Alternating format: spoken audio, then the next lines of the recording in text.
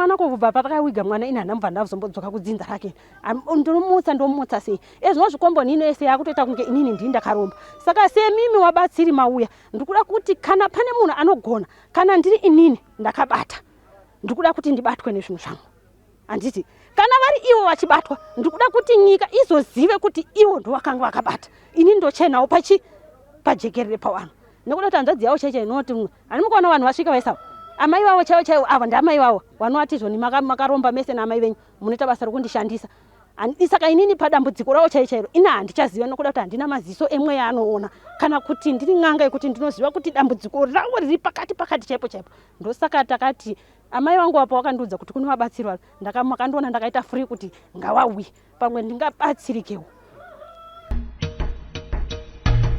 Come to Raphael Signs, where we transform your everyday moments into extraordinary memories with our bespoke mug printing services. Whether you are looking to immortalize a cherished photo, celebrate a special occasion, or promote your brand with a personal touch, our high-quality custom printed mugs are the perfect solution, which are ideal for gifts and corporate giveaways. Choose Raphael Signs for your mug printing needs. Call us now on the number on your screen for a free quotation, or visit us at 91 Livingston Avenue, corner 8th Street, Shilo Building, Harare, Zimbabwe. Tiri kusangana zvekare pano pa Sly Media TV. Muupenyu vanhu vanenge vachitaura kuti mbudzi kuzvarira pavanhu hanzi nditandirwe imbwa. Kune vanhu vari kusangana nematambudziko akasiyana siyana avasingazive kuti ndonanga nekupi. Vamwewo ndo vari kutenderera nenyika yese vachiedza kutsvaga rubatsiro asi zvichiramba. Asi hazvireve kuti kana uchinge washaya unobva wamirira ipapo, unoramba uchiparapara kusvikira wazvinonga tsanga dzechibage kana dai wanga uri huku uchitsvaga chekudya. Tiri panapa nhasi uno tiri kuChabwino. Inini ndinonzi Simbi Yebasa. Patiri panapa tinoda kukurukura nehama dziri kusangana nematambudziko avari kusangana nawo mukati meupenyu hwavo. Chinangwa chiri chekuti vangabatsirike sei kuti vagone kuyambuka pamatambudziko avanenge vachisangana nawo muupenyu hwavo. Rekai nditaure nevahanzvadzi vandinavo panapa tinzwe kuti nhaurwa yatafambira kunoko yakamira sei. Tete makadi zvenyu? Makadi zvenyu? Kuno kwatiri kunonzi kuchi? kuChabwino, paChabwino farm. Tinotenda zvikuru kwazvo. Imimi ndiri kutaura nani nhasi uno? Inini zita rangu rokuberekwa ripachitupa nonzi Chipo Mudzimu. Tete Chipo, vanhu vari kusangana nematambudziko akasiyana siyana muupenyu. Imimi dambudziko ramuri kusanganawo naro mumhuri menyu ramuri kuti imimi tiri kudawo ruzhinji rweZimbabwe kuti rugone kutibatsira kana kune vanotibatsira, idambudziko rakaita sei? Inini dambudziko randinaro nderekuti ndina sisi wangu wakabva kwaMurewa. Sisi wangu ava vakauya vachiti vari kurwara. But kurwara kwavo kwavari kuita ndaiti pamwe kurwara njere. But ndiri kunyatsoona kuti pakurwara njere havasi. Tazama kufamba tichitsvaga rubatsiro, but rubatsiro rwashaika. Urwere hwavo hwavanahwo iwo matsananguriro yavanoita yava ezvinozvi inini kana mukati menzvimbo ino ndakutonyara kufamba muvanhu. Vanonditi inini ndine urombwa hwandakaita, ndinovakweva ropa, ndinoenda kumatakishop ndichinotenga neropa ravo. But inini urombwa hwandinahwo ndahushaya. Ezvinozvi munhu wese anenge asvika panapa anosvika anonzi izvoni uri kundikweva ropa, uri kundikwevesa ropa nevanhu unenge washedza panapa. Saka inini ndashaya kuziva kuti chi dambudziko racho kumaprofita ndakambofamba. Ndafamba ndichitsvaga rubatsiro. Sisi wangu ane 3 months vari panapa ndichitsvaga rubatsiro. But rubatsiro rwacho inini kumaprofita vari kundiudza kuti ishave reusiku. Handiti maprofita watadza kuzvipedza. But inini sekuuya kwamaita imimi ndakutoti bamwe rubatsiro rwawapo. Ndatambudzika pamba panapa pasi kugarika. Mwana chaimufarohana. Ndiri kutambudzika ndashaya kuziva kuti ndoitawo sei inini. Ngatitarisei kubva pekutanga tine urombo nematambudziko amuri kusangana nawo. Tsitsi ava vakura zvakadii uye dambudziko rakatanga sei sekuziva kwamunoita wemimi? Iwo watwa kuma 50 something years. Kana futi pamwe watodarika. Anditi dambudziko ravo inini handina kuriziva kuti rakatanga sei. Nokuda kuti wakangotanga wachingobva kumusha wachiti ndiri kuita sei ndokurwara. But kumusha kwacho hanzi vaiti kana vari kukangodoka chete vangu vasingarari mumba. Kune vamwe vaitaura vachikuti mimi ndiri kurwara, vaiti ndiri kurwara nei sekunzwisa kwamuri? Vakatanga vachiti izvoni iwo kuya kwavakaita kunoko vakati handisi kuenda kutoilet. Handiti ndobva tatsvaga mubatsiri tichiti pamwe ndo dambudziko ravainaro. But inini nemanzwire andakazoita kuti kumusha kwacho vanga vasingatorare mumba, waiti kungangodoka chete vaenda kunorara kumashops vachidzoka kuseni.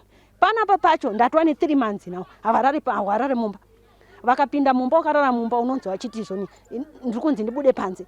Chekudya chacho ukavabikira sadza iro riri papa ukabikira unonzi wachiti mandisira mutumbi 3 mukunditi ndidye vana vangu. Imimi mune venyu vana idyai venyu, ini kana ndafunga kudya ndodya vangu vana. Ezvinozvi inini ndine zvandinazvo inini handitoda kuramba ndichipiwa zvimwe ndisiye nditambudzike nezvandinazvo. Mazuva apera vakandiudza kuti ndine nyoka diki yandinayo handiti, but inini ndoda kupiwa imwe nyoka hombe. Zvino inini ndikaipiwa nyoka hombe yacho ini handichadzikwanise kuita sei kudzichengeta. Ndichivabvunza ko saka imimi munenge muchimbonyanyoonei handiti. Saka ivo havakwanise kutsanangura, pamwe pacho havakwanise kutsanangura handiti. Ezvinozvo mashure kuva nemwana wavo akafa vangu vakuti imimi ndimakamutsa mwana wangu kuti amuke auya aite sei andimukire.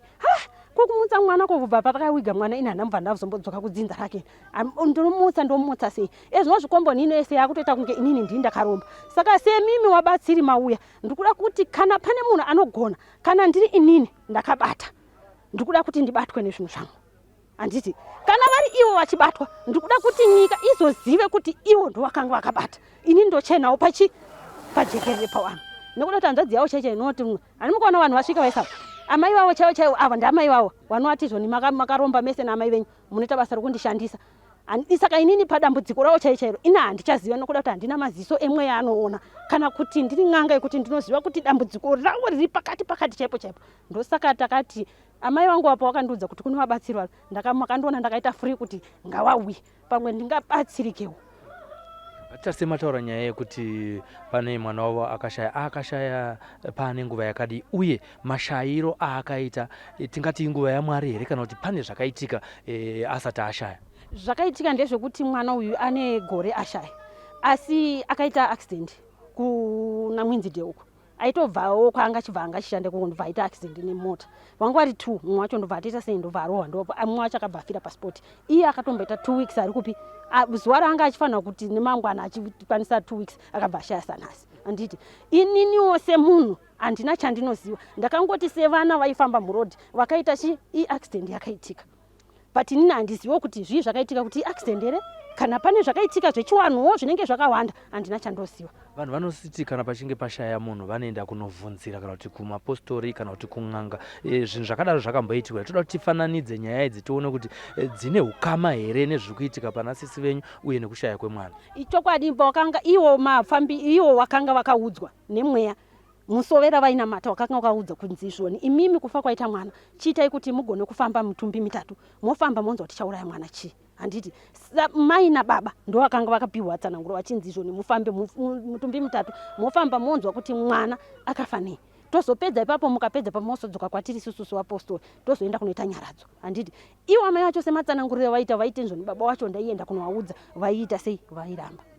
Kuti baba vacho vari varume vavo here kana kuti ndiani baba venyu baba vemwana wavanga havagare vese? Baba vangu vasingagari vese, baba vamwana vakatogara uko. Saka ngatibvei papa tichienda kumberi. Zvinhu zvavanoti ndinazvo vanotaura ivo ndakazvipuhwa nani zvavanoti ndine zvimwe hamungandii? Havatauri handimukupanzwa. Saka inini ndakutotsvagawo batsiro handichazive kuti kana kuti mwana wacho ndimwana wacho anotaura sematauriro vari kuita handichazive. Saka inini kwakutotsvagawo rubatsiro handisi kuziva kuti chii chakaitika handisi kuziva. Saka pamagariro amuri kuita pana pamazuva ese zvimwe zviri kunyanya kukushungurudzai zvamuri kusangana nazvo chii? Inini panapa ndashungurudzika nezvakawanda. Apagarike handimukuona saizvozvi mukabva pano apachagarike.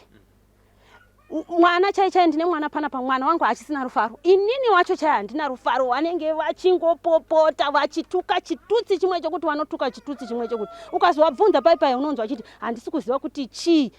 Ndinovabvunza kuti ko imimi kumashure kwese ku inga mamusingaite zvamuri kuita ko izvi muri kuzviwana kupi.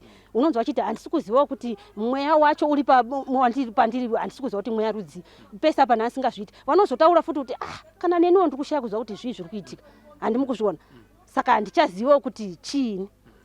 ndonyaya kune vakuru vano nekuti hapana munhu akadonha kudenga. Kune vakuru vari kumberi kwenyu, vanga vana mai, vanga vana baba, vari kutiwo chii nenyaya iyi kuti ifambirwe, nekuti murwere haagoni kuzvifambira ega? ichokwadi. Inini baba wangu wakashaya, inini amai vangu ndiva vari papa.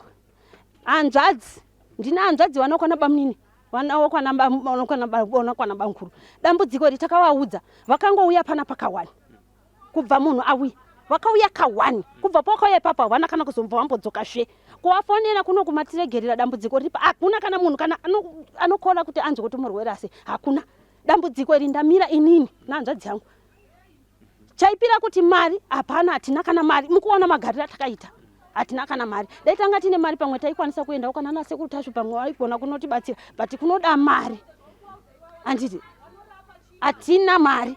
Saka nyaya iripo ndiyo yokuti hanzvadzi dzacho chedzo hadzisi kana kutombouya, hapana munhu amira padambudziko iri. Tamira tiri twini nahanzvadzi yangu chete. Kana huri usiku vakarara panze, pane zvimwe zvemuti mukamuka makuseni munowanawo pachiratidza kuti pane zvakaitika usiku here? Kana kuti vakarara pane zvinoitika izvokuti munonzwa vachitaura vari vega, kana chichi pane zvamunonzwa here? Vanongona kumbotaura vegani, asi iwo vanenge vachiti ndiri kuita munamato yandiri kuita, ndo matauriro vanenge vachiita.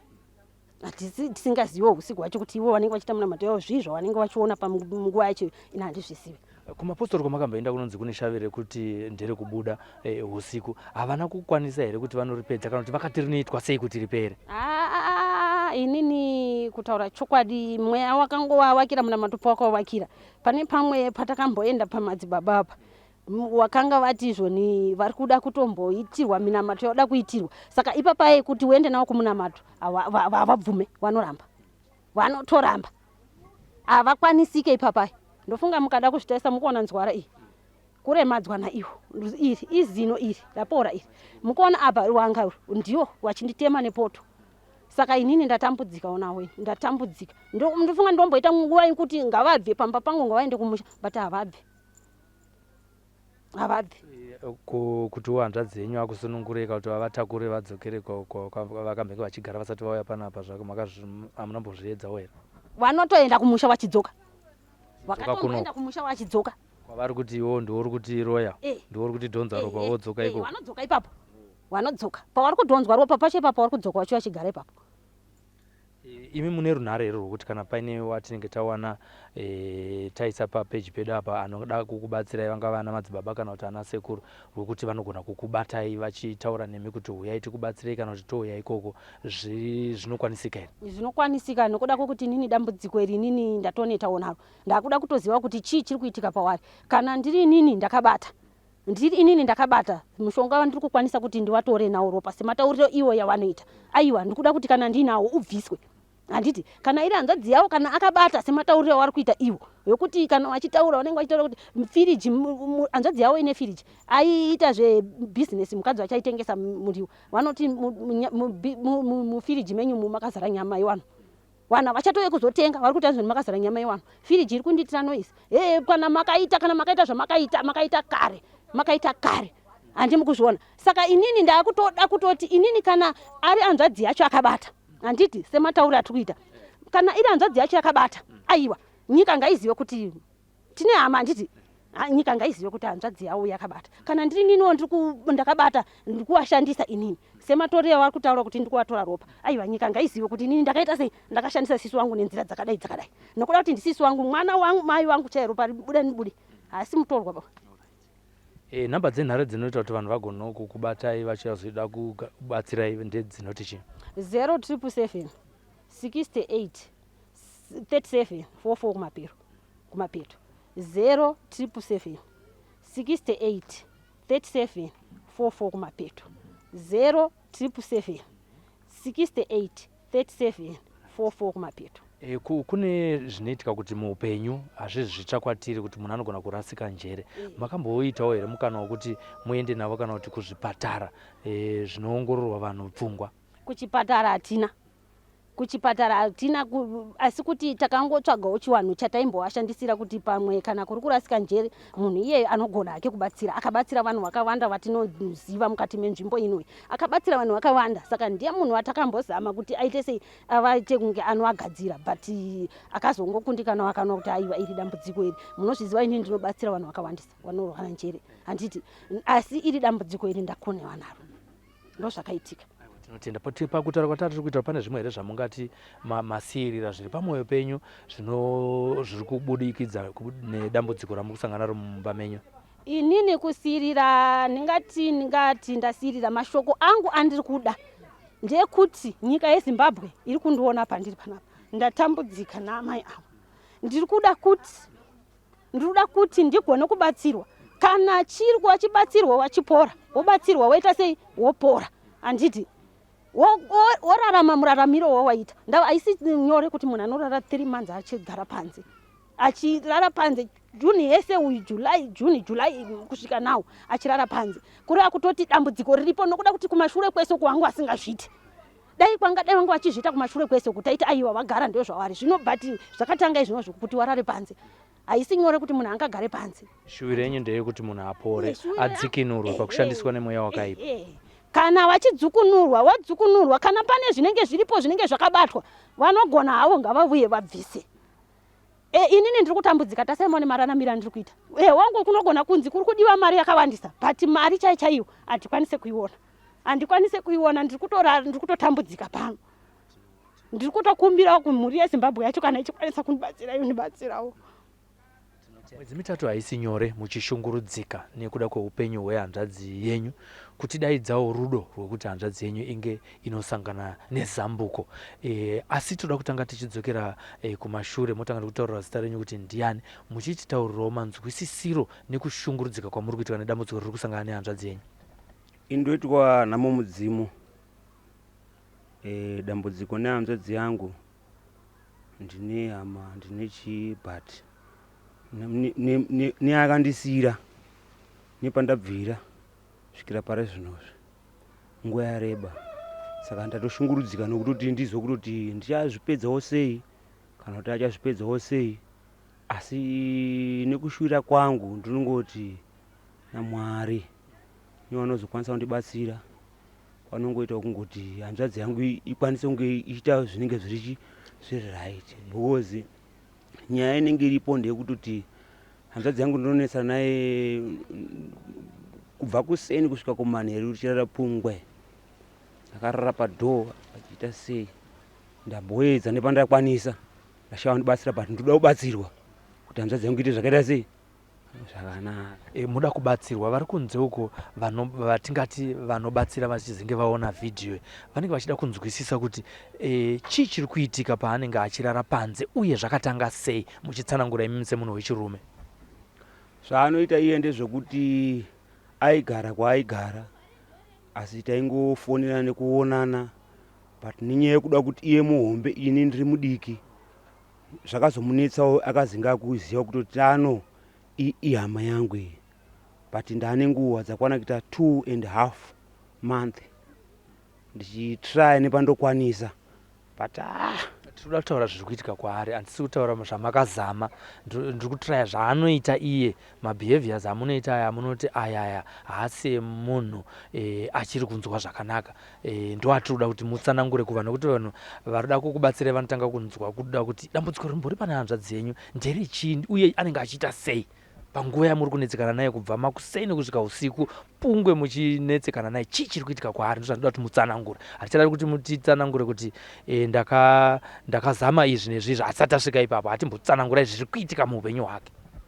Zvaanoita ndezvekuti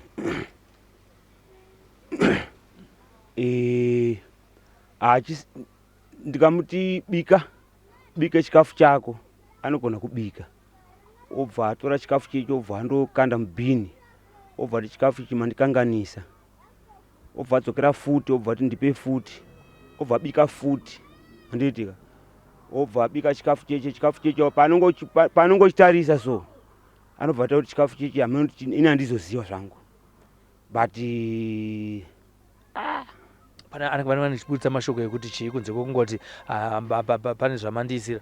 Wanenge wachiti mayasi iwe uri kutora ropa rangu, uri kundisveta ropa, uri kunditi njeno ndikamira iwewe maybe iwewe ndo uri kundisveta ropa, but inini pache zvangu ndashushikana. Mhuri yacho kana mhuri yechiZimbabwe ichindinzwa ndane 2.5 months ndambozama kuti sehamzadzi yangu imba ndiyoyi, kana wada kubika wasiya wabike wadye, but ukabika pache zvawo wanogona kungotaura ngoti no inini chikafu chimandisira powder. Inini powder yacho kai ndainesa, but wane zingi wane shoko raunotaura kuti inini makandirombesa, vachiratidza kuti munhu ane nyoka, maybe iri muchiuno, maybe iri papi. Inini ndatadza kuziva kuti iri papi, ndatotadza kuziva kuti iri papi, because kuti ndinoti wachipinda mumba umu, rarai mumba, vanogona kutadza kurara mumba, kuti ndorara padhoo pakaita kunge apa. After 3 ka vanogona kungotaura ngoti ndozvika pakuti imimi ko wai imbonipa nguva yekunditese ndirare, but izvi ndaita mudiki nazvo izvi. Dai pane zvinhu zvavanazvo zvakafanana nekuti nyoka, zvavanotaura kuti vanazvo zvakafanana nekuti nyoka izvozvezvo, vanotaura sekunge vari kuita nyaya nevamwe vanhu vamusingaone here? Zvagara zvichitoita zvekutoti inini ndichiona zvangu pache zvangu, inini ndotoona kuti uyu munhu panguva ndichitaura naye ka ane mumwe munhu anenge achitaura naye wandisingaone, but nekuda kwokuti ndozitora shamu ndichida kuti ndizorwadzisa nyama, ndozoona kuti nyama yandiri kurwadzisa ika inopesera ndiendesa kana mujeri, kana ndopesa ndamuuraya, nekuda kwokuti anogona kungondiudza kuti wana wako awa, une wana wako iwe ndo une wana wakaita sei wakawanda. But nekuona kuti alright, kana iri hamzadzi kana akauraya mwana wangu ngachidya mwana wangu, kana wachidya ngawaita sei ngawadye nyama, handidya. But nenguva yekutanga kutofamba kusvika panguva inoika awasati wadya, but wane zvawainazvo zvawanoti mwoyo wawo hawakwanisa kutaura muhana kubudisa kutoti inini ndakaita zvakati. Saka nyaya iripo ndengoti dai panga pachikwanisika pane munhu anogona kutaura kuti imimi zveshuwa ndambofamba. Pamakambofamba ipapa pakambonzi chii, uye vakati dambudziko rinopedzwa sei? Ndichifamba nawo iwo ndaiti pamwe pacho pamwe ndiamai wangu, kana kuti ndini, kana kuti hanzvadzi yangu, asi iwo neshamwari dzawo handitika vaipanana chikafu zvongopanana zvezviye kupesa. Ndo manzwiro andakaita, ende watori neshamwari dzawo dzawainadzo, denda ndiri nini, denda angoudzwa ndiwe, asi iwo ane shamwari dzawo. Shamwari dzawo dzakawaita kuti iwo watadza kuwirirana newana, watadza kuwirirana neni, wozopesera ndichizofamba ndichiwaona inini ndichizoudzwa kuti mayasi avo vakauraya mwana avo, havana kuuraya nekuda kwavo, but wakatungamidzwa pamberi vachiuraya mwana kutaura kuno kuna nhasi ari pasi ari mwana wani, mwana wavo wekubereka. kuti zvokureva kuti pane shamwari. Saka panyaya yevanhu vanobuda vanowanzoita zvemajano, kureva kuti ranga rajana ravo here, sekuunzwa kwamunoita kana sekufungidzira kana sekutorwa kwazvinoitwa mumastreets? Ijangano chinonzi changano chekuti ukadya kumba kwedu isusu iye achazoda kudya kumba kwani, kumba kwenyu. Pane kungoti onini asingazvizivi ndakazozviona through kufamba kwandasvika ndichisvika panguva inoika.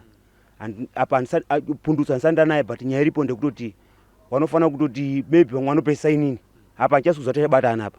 Tikatarisa kwavanogara nemashamwari avo, vazhinji vanogona kufamba paine zvaitika kumba kwavo.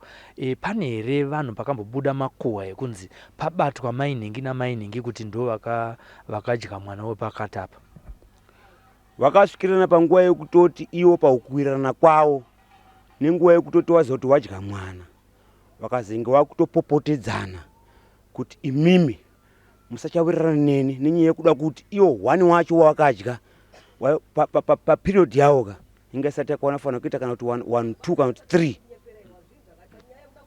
Ndinawo awa nditogara nawo panapa, ndaneta kwese ndaenda, but shungu dzandinadzo ndedzekuti ndizive, because kumba handinyore kuti munhu anorara padhoo apa 60 days chando chapera ichi apo yangu yakupisa handitika mwezi watopera mangwana 1 ndo ndakana ndo 4-5 days futi ndinawo andimurase because mwana wakubereka na mai wani na mai wangu but ndatsvagawo ndine hama dzangu dzandinadzo andakwanisa kuirana nadzo kwese kwandiri kuvhunza kukudiwa mari inokwana kuita ndichitaura kuti kana nditange kusolva nyaya yenyu ndoda 300 kana tingatapedza kusolva that problem tozotangira papi ipapo but inini kuno kwandine basa uya ndo basa noita maricho aya kasi ndo maricho $3 nasi kana $4 mangwana ndiri ini ndoda ngada kuti ndiite undiseva ndori noona uchikoro but iyama yangu.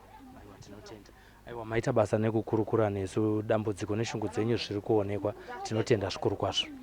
Right. Saka nyaya inenge iripo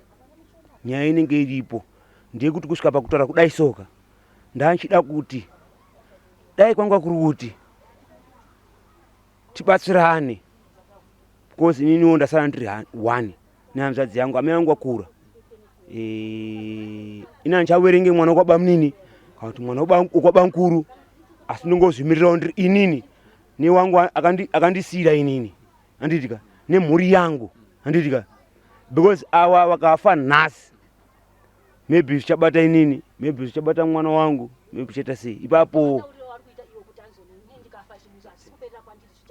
saka ipapo zveshuwa ndofara nekuti ndakuonai masvika zveshuwa asi nyaya iripo ndekutotiwo ini ndotogona kutorezawo zvandinoreza newangu wandinowirirana naye kuitira kuti tikwanise kunge tichisolva that problem because problem andarwa papa aiwa tinotenda ndinofunga makurukura mataura zviri pamwoyo penyu. Regai tione kuti mhuri yeZimbabwe inokwanisa kubatsira sei dambudziko. Chero mukatoenda ipapa muchangoenda handitika asi wachangosara wachingorara futi papi ipapa. Isusu sekutaura kwataita hatisi maprofita, hatizi n'anga, hatisi vana sekuru vanobatsira kana ana tateguru. Chatiri kuita isi ndechekuti tinozviita paruzhinji papapa pane vanhu vachati aiwa dambudziko remhuri ini ndinokwanisa kuripedza ndoda kuvabatsira, saka maona tauya panapa baba wangu. Aiwa ini ndotiwa 1 nhamo wekwamudzimu amene andizive saka kubereka kwatakaitwa takangoberekwa tiripo takawanda kana wachizvinzwawo ngawachizvinzwisisa nekuzvinzwisisa because nguva nendichitaura ini ndoita kunge ndinonge ndichiita kakuvhiringa but ini kona ndakusvika panguva iyoika kureva kutoti apa handichaziva kwazvikubva nekwazvikuita sei nezvakuenda but dai kwanga kuti tisanganise mawiri amaita ipapa tipedze nyaya iyi tichibatsirana kana pane zvinenge zvichiitika but kutoshuvira kutosvika panapa kutonetsekana kubva kumashure kwese uku ndanetseka inini. Kana kune vanokwanisa kubatsira mhuri yeZimbabwe vari kutaura kuti kana pana anokwanisa kubatsira ngaauye abatsire nekuti vari kuchema shungu yavo haisi yekunangana nehanzvadzi yavo asi shungu yavo ndeyekuti dai anga adzokera paunhu hwemunhu chaiye anokwanisa kurara ari mumba kwete zvekuti arare panze mwedzi yapfuura yanga iri mwedzi yechando asi kutaura kuti anga achirara panze uye achitaura mashoko anogumbura kunyange nevanenge vachimuchengeta. Kana muripo vanokwanisa kunge vachimubatsira, nhamba ndidzo dzataisa pascreen dzamunotaura navahanzvadzi toona kuti dambudziko iri tikaisira musoro pamwe chete semhuri yeZimbabwe ringapere sei. Indodzi simbi yebasa Sylvester Tafumanei pano paSly Media TV. Rambai muchishare nekulaika mapages iwayo munonge muchiona pano paFacebook nepaYouTube mazvita.